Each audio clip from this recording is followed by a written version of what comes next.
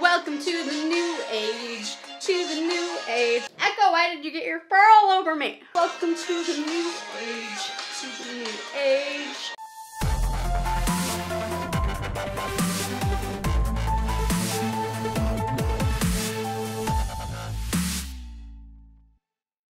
Hey guys, welcome back to the channel. I've got a new video for you guys today. Today is one that I've been asked to cover for quite a while now, but I've been putting off because I wanted to hit the 1K sub mark before I covered this topic, and that is YouTube tips. So this is a very large topic and I'm gonna be covering it in different parts and different videos. So keep your eye out for more videos like this and let's dive right into this first one. Tip number 1, you need to edit your videos. You don't have to do fancy things, like you don't have to do this graphic overlay in the bottom, you don't even have to do color grading, but you need to edit your videos to cut out the spaces in your talking. So if you use a script and you look down to look at the script, you should be cutting out the times when you're looking down. If you say every other sentence, you should be cutting out most of those. You can leave in a couple of them, especially the more funny tripping over words. But every time you say that kind of breaks people out of the flow of the video, and as soon as people are broken out of the video, they stop to think, should I maybe skip this video and watch something else? And you don't want people to be thinking that. Get an editing software. It can be something super basic. I'm not gonna talk about editing software today because I have only ever used the Adobe suite, which is $30 for a single app or $70 for the whole suite. And for beginners, that's not very realistic. I'm gonna have a video coming out in about a month that covers other editing software options that you can use for free or low cost. Tip number 2, fill out your channel info. I've come across so many channels where the about page is completely empty and there's no links or there's no background banner image. These are things that are gonna instantly set your channel apart from some of the more professional, more established channels, and you don't want people to put you in a different category. So fill out your info, fill out your about page, add your social links if you have them, add your professional email and banner image. It's preferred if you Photoshop something that kind of says what days of the week you post or something like that, but at the bare minimum, you should have some sort of graphic in your banner image because that will make you look more professional. Tip number 3, take some time to think about your brand identity. I know that word scares people away. Brand. It sounds really corporate and I wish I had a better word for it, but I don't.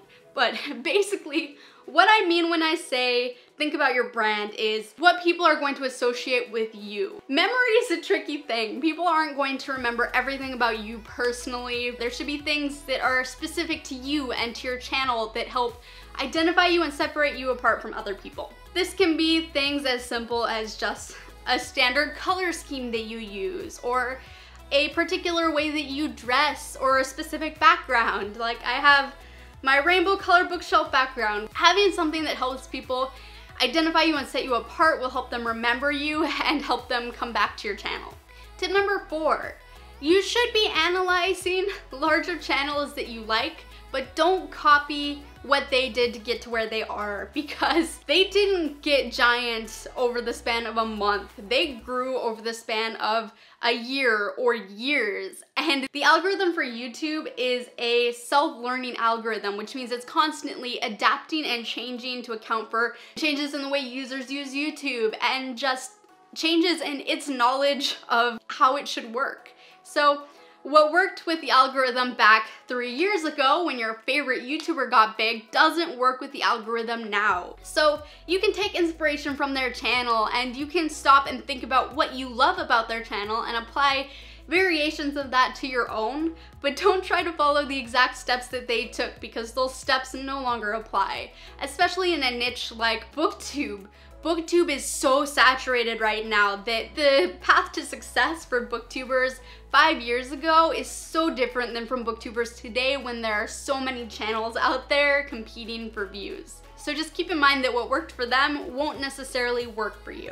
Tip number 5, have a playlist or video or song that gets you pumped. Welcome to the new age, to the new age. When it comes to YouTube videos, you need to have high energy, especially because some of the energy is gonna be lost in translation between filming you and it getting to the screen. So you need to have a bit more energy than you think you should in the filming process to get it through to the screen. And a good way to do that is have a video or song or playlist and just listen to it as you're putting on your makeup and listen to it right before you hit the play button, especially a song that you can just sing your lungs out to. Tip number 6, balance your content. By this, I mean, you can sometimes do videos that everyone has done before, but you need to balance that out and also do content that people have very rarely seen or never seen before. Because if all they see on your channel is things that they've seen on all other channels before, they're not gonna really have a reason to go out of their way to visit your channel. Tip number 7, bullet point or script.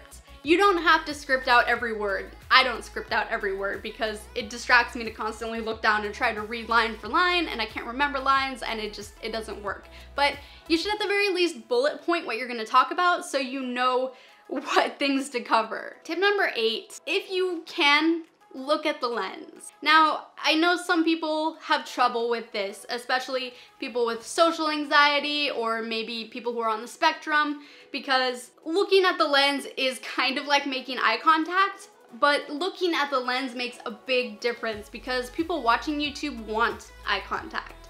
It won't make or break your channel because a lot of people do listen to videos on the side without looking at the video itself, but it helps, and anything that can help is a good thing to try for. If you're one of the people who really struggles to not be distracted by having the viewfinder open, you can turn it around. I had to do that in the beginning, but if you're someone who struggles more because of the aspect of eye contact, take a sticker, like maybe a cute little cat sticker. I'm biased towards cat stickers. You can take any sticker and put it as close to the lens as you can without blocking it, and then focus on that instead of the lens.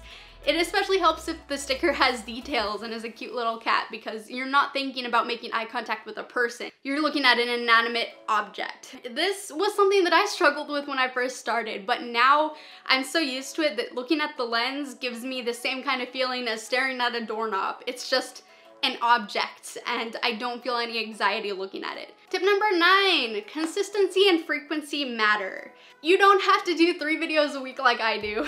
Believe me, that's a lot to handle, but try to aim to do at least 1 video a week and try to keep it consistent. So try to post on the same day every week. Try to not miss weeks as often as you can. Now, this is one of the things where I should really take my own advice, and I haven't, and that is you should have a couple of videos ready to go and in a backlog so that if you have to miss a week because you're sick, you have something that you can grab, something evergreen that can go up any time of the year. I haven't done that yet because with 3 videos a week, 1 week where I'm sick instantly takes 3 videos out of the backlog, and that takes a lot of time to produce 3 videos. So I don't have a backlog right now, and shame on me, I need to work on that. Tip number 10, completely ignore your sub count for the first 90 days at the very least. Generally speaking, if you have some presence on social media, the first 50 will be not super difficult, but then getting from 50 to 100 is gonna be harder, and getting from 100 to 1,000 is gonna be really hard.